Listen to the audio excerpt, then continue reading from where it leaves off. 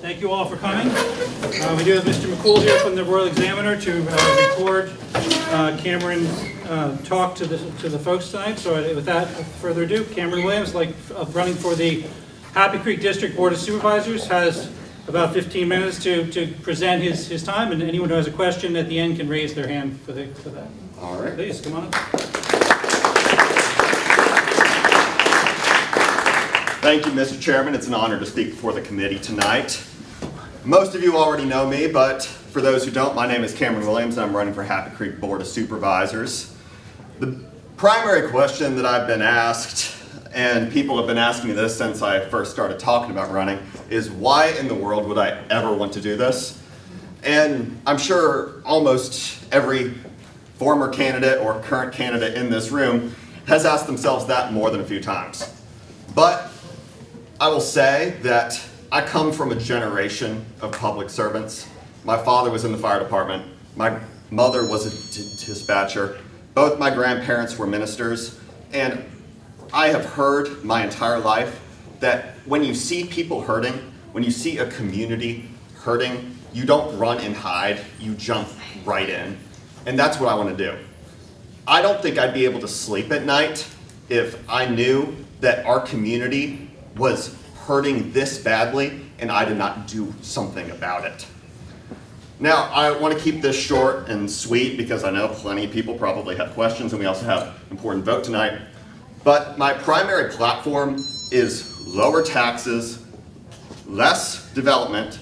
I'm not saying no development. I'm saying we need to have smart growth. We need to support our local builders, and we need to make the permitting process easier.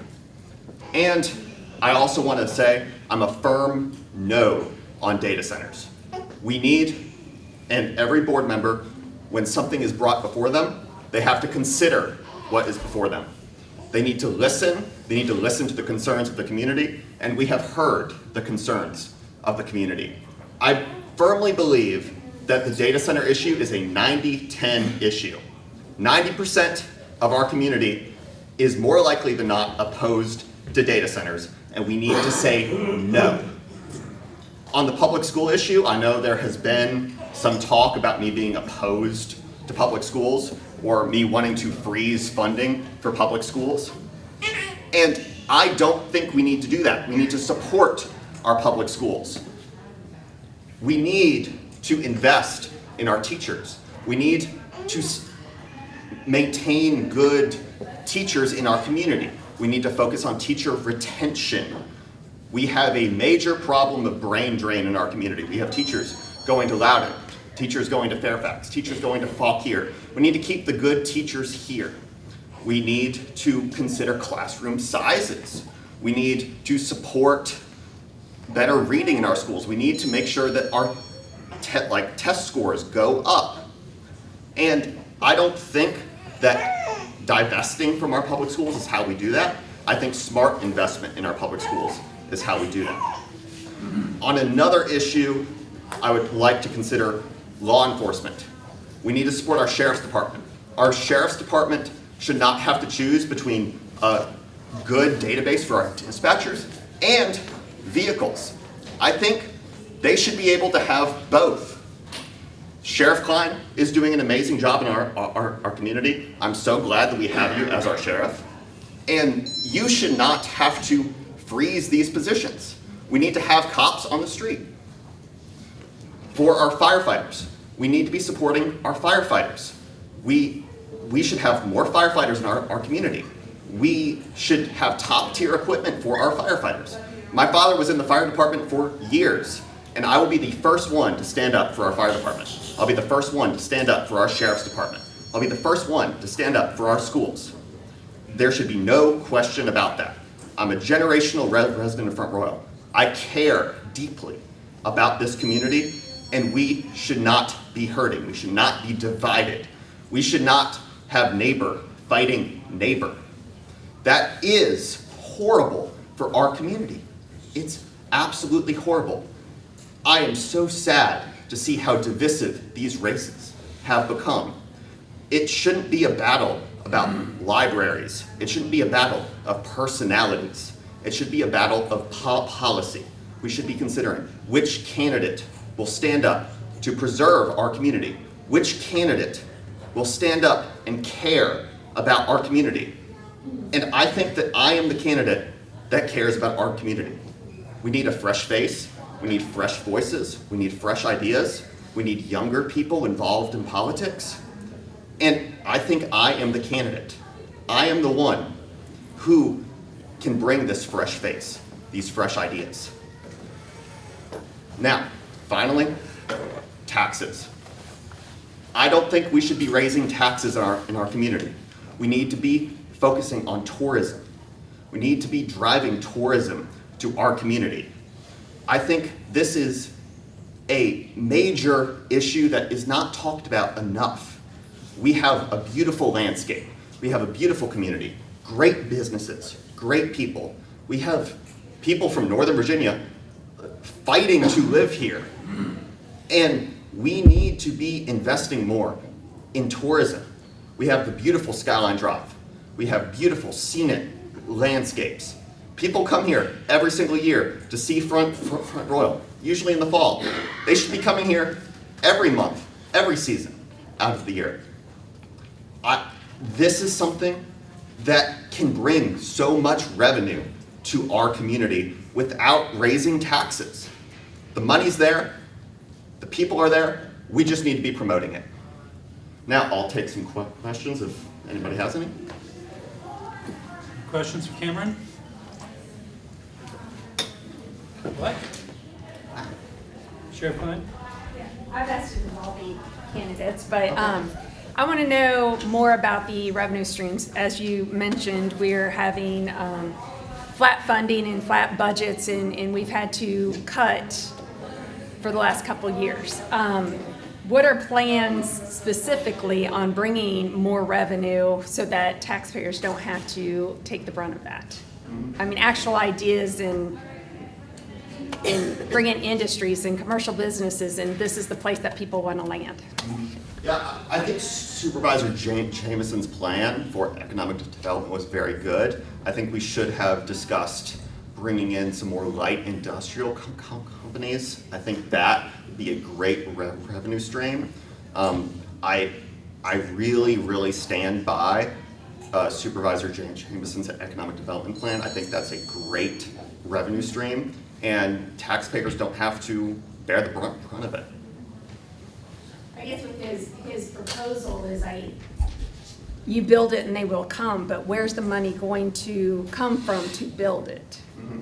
You know, we're already in high debt that we're paying off. Yeah. Well, a good part of that debt, now somebody can fact check me on this, of course, is not debt that I would say is bad debt. It is capital investments. And we are paying off that debt at a pretty good rate, as far as I'm aware. So I am not as concerned about the debt. Obviously, it is concerning to be in a good chunk of debt, but I see a lot of that as more as a mortgage payment. It's good debt, and it's being paid off in due time.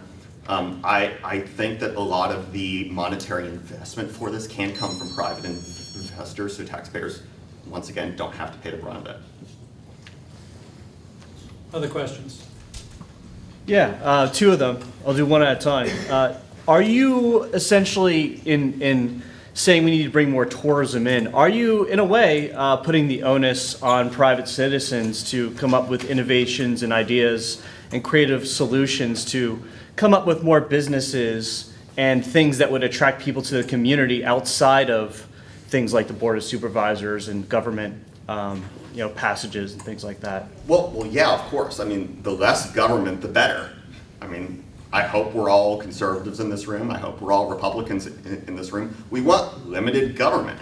And I think private investment, private companies, those are really good things, and they've been doing a pretty good job so far. So I think we just need to let them keep doing what they're doing and lead them in the right direction. And the second question is, would you vote to ban data centers in this county? I would have to see an ordinance in front of me before I make the decision to say yes or no on that. I'm not willing to make a firm commitment on some theoretical here. When it comes to banning data centers, I would have to read the ordinance. I would have to see what's being proposed. Okay, I mean, I'm a firm no on data centers coming into this community, yeah. but I am not willing to stand up here and say that I would vote on some hypothetical ordinance if a good one is brought before me that is actually well-written and is explaining everything. I would consider it, but I'm not going to commit to a vote on that right now. Thank you. Yeah. Other questions? You had mentioned, in response to Sheriff Klein's question, you know, having more private businesses create more opportunity. There are two issues with that I see in this specific community. One is there isn't a lot of capital to invest in economic growth. So even if we were to rely on the private sector, something I'm bumping up against again and again, and I'm seeing is there's not a lot of people with a lot of wealth that are willing to invest or take risks here, and the banks aren't willing to do it, perhaps because they don't think the market is big enough. So that's one issue that I'd like to hear your take on. The second issue is, if businesses, as we know, react to incentives and disincentives, do you have any ideas about incentivizing businesses to move here, or changes to the rules or ordinances that would allow Warren County to attract people to come in without actually expending as a front cost some sort of, you know, public funding?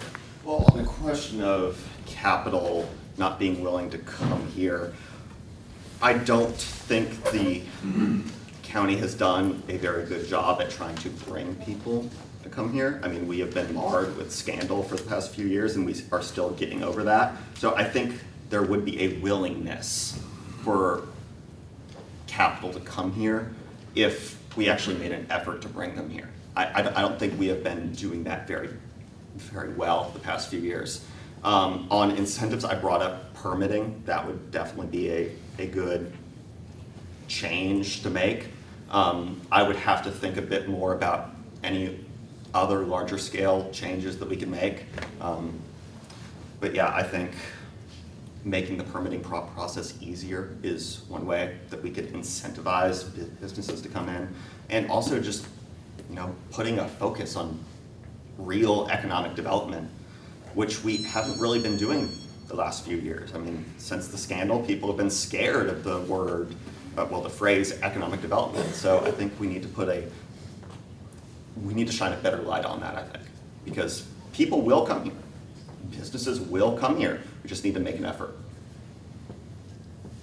Any other questions? You have any follow-up? Would you like to sum it up or anything? No? Vote for me or anything? Hey, people should vote for me, All yes. right, there you go. Yes, hold on. Just one more question. Yeah. You've talked about bringing in, you know, developing our economical infrastructure and the like. Would it be your plan to potentially reach out to specific businesses, market to businesses that might be willing to move here?